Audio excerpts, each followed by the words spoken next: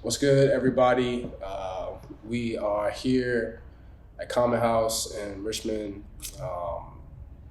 We are two of the four directors of the Virginia Hip Hop Foundation. So we're going to do a series of these just so you can get to know us and get to know a little bit more about what we're thinking and what we're trying to do with the foundation. So I'm Vaughn, one of the directors. I'm here with my boy Chauncey Jenkins, aka Chance Fisher, whatever.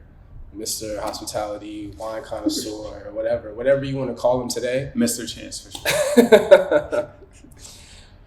Shout out to our other directors, Linwood and Ricky, so you'll get to know them later. But Chauncey, what's good, bro? Nah, man, chilling. You know, it's beautiful. It's a beautiful Saturday here at Richmond, Virginia. You know, shout out to 804, 2 up, 2 down. Let's go. So this is going to be super informal. Like, this is not even like technically a podcast episode. This is literally just us having a conversation. And we really want to make sure that people get to hear from us about what our mission and vision is for the foundation. Because this is not just about us. This is about the community. This is about the state. It's about all of us. So for those of you who don't know Chauncey, many talents. But one of them includes rapping. So let's just start with that from a music standpoint. When do you feel like the moment you fell in love with hip hop?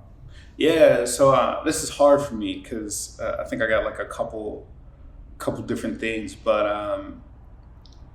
I was introduced to hip hop through my dad, and he used to like play a ton of Public Enemy, Cool Mo D in the house, Big Daddy Kane. But I don't know if that was like. That's when I first like heard.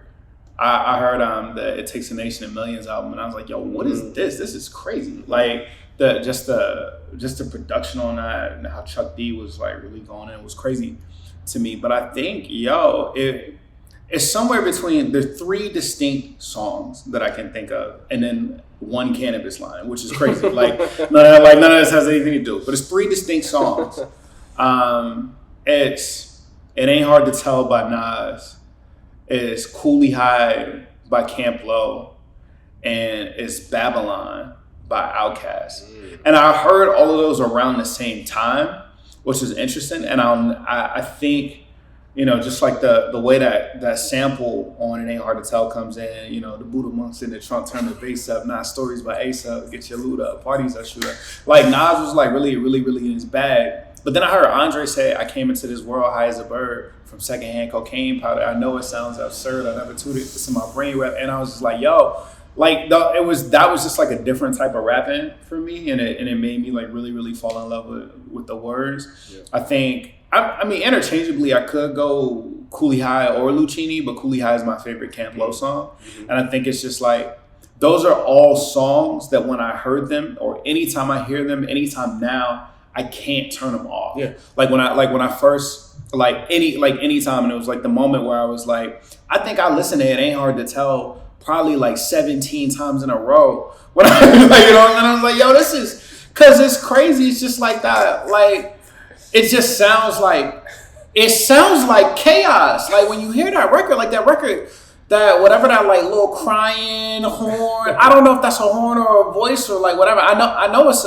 I know it's that Human Nature sample, but it's just like, yo, that's crazy. I think it was that. Right. And then I heard Cannabis say, "I can go for days through thresholds of pain and walk across the sun barefoot looking for shade." And I ain't never heard nothing like that in my life. So I was just like, yo, you know, now people will probably say, "Bro, need therapy or something." But you know what I'm saying? Like that was those are distinct moments. AT Aliens was like the album that changed my life. Yeah. Like that was really it. But yeah, like those particular, like those were moments that when I heard those things, I kind of just got like really, really glued in. Yeah. Like those are the things that made me want to rap. Yeah. Like the music that I was listening to like a lot of Cash Money and stuff like that at the time. But like when I heard those songs, it made me like view rap very differently, and they made me want to like rap. Yeah. Like I know that's probably long as hell, but like. Yeah. That's it. Nah, those are. But that gives everyone the important perspective of your background, but also like why your voice and your vision is so important to what we're trying to do. Because you see it we all see it from the fans' perspective and growing up in the culture, but also like it's different when you have been in the space of being a rapper. Right? Yeah, facts. And you see and you digest and you consume and you dissect all the music from that lens as well. That's different perspective that you'll give, that you bring to what we got going on. Like, I think I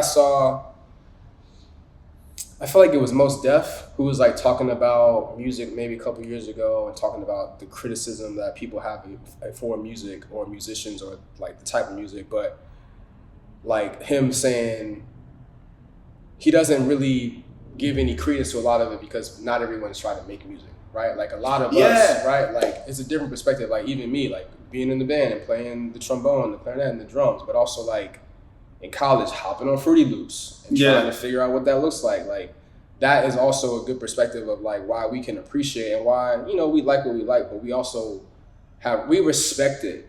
I think that's the most important about it. Like, even if it's something that we don't necessarily like our taste wise, but we still respect it because we know what the process is. Like, but I think that's something to be said about like what makes the thing influential, right? And as we talk about like where this foundation goes in terms of like its influence on culture, I think you kind of like hit that on the head.